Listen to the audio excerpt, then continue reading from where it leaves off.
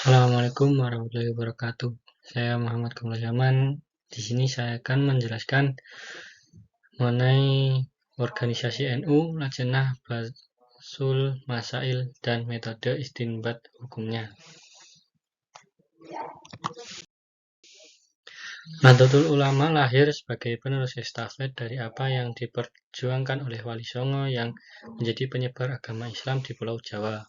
Ajaran yang diemban oleh Wali Songo ialah mengikuti irama Ahlussunnah wal Jamaah yang dilestarikan dari generasi ke generasi selanjutnya, seperti tradisi-tradisi yang ada di Masjid Sunan Ampel dan Masjid Demak, serta amalan-amalan dari banyak mayoritas umat Islam di Nusantara, khususnya Pulau Jawa, yang kebanyakan beraliran Sunni dengan bermazhab fikih mengikuti mazhab Imam Syafi'i dan Abu Hasan al-Asy'ari dalam bidang teologi.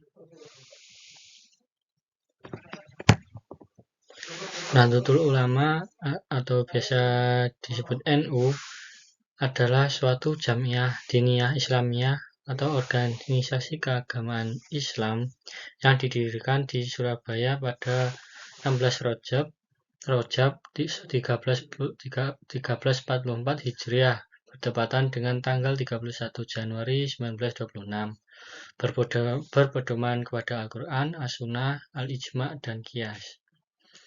Yang berakidah Islam menurut faham Ahlussunnah wal Jamaah dalam bidang akidah mengikuti mazhab Imam Abu Hasan al-Asy'ari dan Imam Abu Mansur al-Maturidi. Dalam bidang fikih mengikuti salah satu mazhab empat, yaitu Hanafi, Maliki, Syafi'i, dan Hambali. Sedangkan dalam bidang tasawuf mengikuti mazhab Imam Al-Junaid al-Baghdadi dan Abu Hamid al-Ghazali. Saat ini Nahdlatul Ulama mempunyai berbagai cabang struktural yang tersebar di seluruh Indonesia, dimulai dari pengurus besar PBNU yang merupakan struktural tingkat pusat atau yang tertinggi, kemudian provinsi yaitu pengurus wilayah atau bisa disebut PWNU, kemudian tingkat kabupaten atau kota yaitu pengurus cabang yang disebut PCNU. Kemudian Majelis Wakil Cabang MWCNU yang berada pada tingkat kecamatan. Dan yang terakhir ialah pengurus ranting PRNU pada tingkat desa atau kelurahan. Selain itu ada juga pengurus cabang istimewa atau PCINU yang berada di negara-negara Islam. Dalam kepengurusan tersebut terdiri dari mutasyar atau penasihat, syuriah pimpinan tertinggi, dan tanfidiyah atau pelaksana harian, terkecuali tingkat ranting yang hanya terdiri dari syuriah dan tanfidiyah.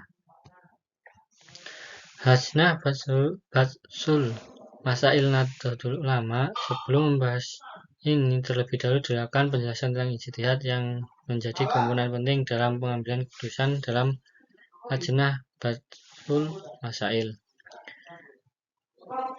Al-Quran diturunkan kepada umat manusia sebagai pedoman dalam kehidupan umat manusia. Dengan demikian, maka semua permasalahan kehidupan yang dihadapi oleh manusia harus merujuk kembali pada Al-Quran. Untuk itu dibutuhkan pemahaman lebih dalam tentang Al-Quran dan umat Islam dituntut untuk memahaminya. Ada beberapa aspek yang dibahas dalam Al-Quran, salah satunya menyangkut syariah. Syariah sebagai aturan yang diturunkan oleh Allah dijadikan sebagai patokan bertindak dalam segala aspek kehidupan sepanjang masa, bahkan sampai alam akhirat. Sementara itu, agar aturan yang dihasilkan dari Al-Quran tetap dapat dilaksanakan dan diamalkan dengan baik, maka perlu diadakan penyesuaian dengan kondisi dan situasi di mana manusia itu berada sehingga sesuai dengan segala tempat dan zaman. Oleh karena itu, usaha untuk menjaga eksistensi syariat Islam dan terlepas dari belenggu kekaguan dan ketinggalan zaman, maka ijtihad satu-satunya jalan yang harus dilakukan secara maksimal. Dengan ijtihad, aktualisasi nilai-nilai syariat Islam tetap aktual dan dapat dipertahankan dalam kehidupan praktis. Menurut Yusuf Qaradawi, ijtihad adalah mencurahkan semua kemampuan dalam segala perbuatan.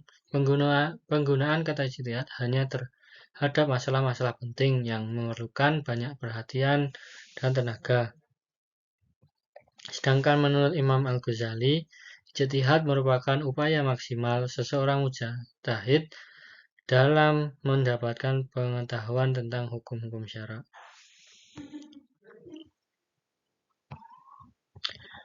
Dalam definisi di atas, ada satu penekanan mengenai cara berijtihad, yaitu istinbat, yang pengertiannya mengkaji dan mendalami makna suatu lafaz untuk dikeluarkan atau ditetapkan hukumnya. Ini berarti usaha menetapkan hukum dari suatu nas yang jelas telah menunjuk suatu hukum, tidak bisa dinamakan ijtihad.